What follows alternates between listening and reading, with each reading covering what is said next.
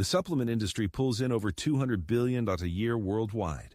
And here's what most people don't know. Not a single one of those products was required to prove it works before it went on sale. Not one. That tiny disclaimer at the bottom of the label? That's not a formality. That's the entire business model. Look at the bottle of vitamins in your cabinet right now. Flip it over.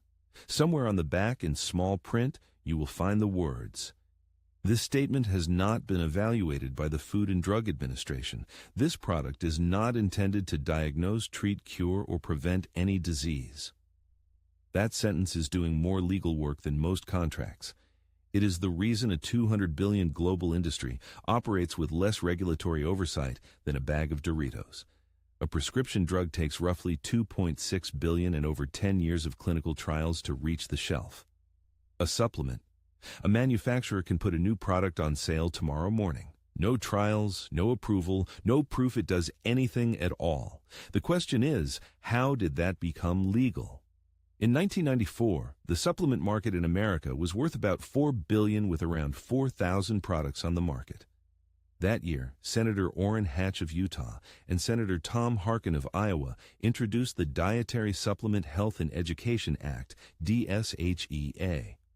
On paper, the law defined how supplements should be regulated.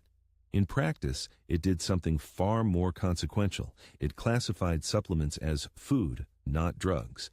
That single classification means the FDA cannot review a supplement for safety or effectiveness before it hits the shelf. The burden flips entirely. Instead of companies proving their product works, the FDA has to prove it doesn't after people are already taking it. But here's the part that makes the whole thing click. Utah is the supplement capital of the United States. The state has a $16 billion supplement industry. Companies like USANA, Nu Skin, and 4Life Research are all headquartered there. And Senator Hatch, the architect of DSHEA, ranked third in all of Congress for campaign contributions from the pharmaceutical and health products sector. The industry didn't just lobby for this law. They ran a full public campaign framing regulation as government taking away your health freedom. Full-page newspaper ads, letters from health food stores. It worked. President Clinton signed DSHEA on October 25, 1994. Today, there are over 95,000 supplement products on the U.S. market, so the industry doesn't have to prove its products work. But they still have to tell you what's inside, right? Sort of.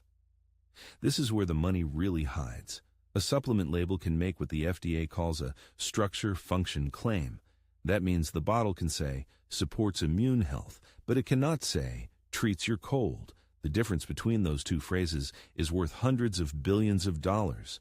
Structure-function claims do not require FDA pre-approval. A company just has to notify the FDA within 30 days of using the claim and have substantiation that it's not misleading. But here's the trick. They don't have to show that substantiation to anyone. The FDA has no authority to review it before the product is sold. Then, there is the proprietary blend. Under DSHEA, a company can group ingredients under a single weight and never reveal individual doses. A proprietary blend of 7,000 milligrams might contain 6,190 milligrams of cheap filler and 10 milligrams of the ingredient you actually wanted. The industry calls this pixie dusting, sprinkling in trace amounts of expensive ingredients just to put them on the label. In 2015, the New York Attorney General DNA tested store-brand herbal supplements at GNC, Target, Walmart, and Walgreens. Only 21% contained the plant on the label. At Walmart, it was 4%. They found rice, beans, houseplant DNA, and wild carrot instead. This is not a victimless arrangement. An estimated 23,000 Americans visit the emergency room every year because of dietary supplements. Over 2,000 are hospitalized. Weight loss and energy-boosting supplements account for nearly 72% of those incidents. The most affected group, adults aged 20 to 34, and unsupervised children. Since 2007, the FDA has identified more than 1 of 50 tainted supplements. Hidden inside those products, anabolic steroids, erectile dysfunction medications, banned stimulants, and mind-altering substances. Products sold openly in stores and online, with labels that said nothing about what was actually inside. and the scale of what we don't know is staggering.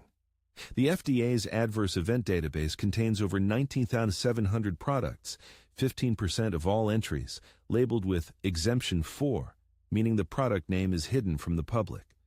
Among those hidden entries, more than a third involved deaths or hospitalizations. Meanwhile, a Harvard study found that 97% of supplement videos on TikTok offered zero scientific evidence for their claims.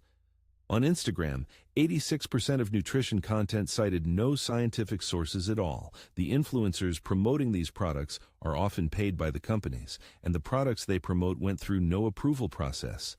The consumer is the clinical trial. Here is what this comes down to.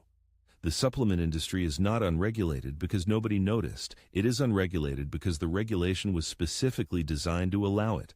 A law written with the financial support of the industry it was meant to oversee. Labels engineered to say everything and guarantee nothing. A marketing machine that spends billions turning "not proven to work" into "supports your health." The supplement aisle is not the Wild West. The Wild West had sheriffs. This is a $200 billion honor system where the people selling you the product wrote the rules. If you want to know which supplements actually have evidence behind them and which ones are expensive, nothing. That is a whole separate conversation, and it is coming. Subscribe so you don't miss it. And if this changed how you look at your vitamin cabinet, share it with someone who still trusts the label.